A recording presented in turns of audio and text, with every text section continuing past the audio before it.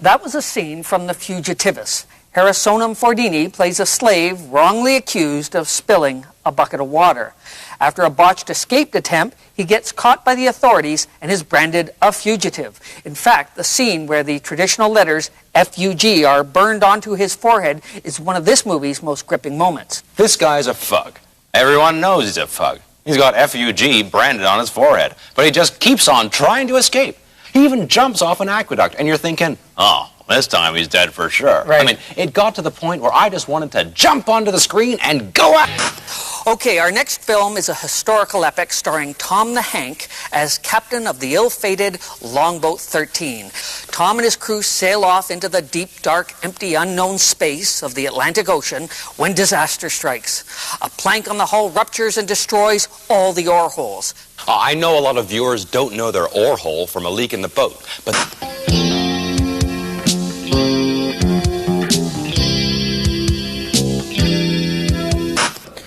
I personally found the movie Animal House to be a heartfelt and disturbing look at mental illness and how it is treated at the Bethlehem Hospital, or Bedlam as it's known. Thumbs up from me as well. All right, our next film is an anti-war war film. Stefan Spielberg's much-anticipated epic, Searching for Private Renault. Set during Napoleon's retreat from Moscow, this movie brings us the full horror of modern war. Cannons cut men in half. Arms are severed by grape shot. Horses fall on men. The first 20 minutes of this movie are hard to watch. Then begins the retreat through the frozen hell, and we wonder which characters will make it out alive. But the ingenious twist of this film is that none of them do.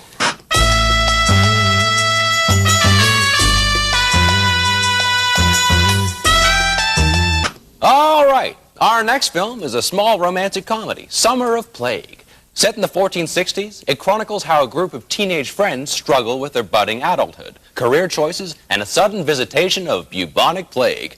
You know, the 60s are over. It's the 1490s, and the message here is a good one, that sinners will be punished with plague and death. Now, in the hands of a less skilled director, this could have been a downer, but Archbishop Eduardo Castanet keeps everything light and fresh.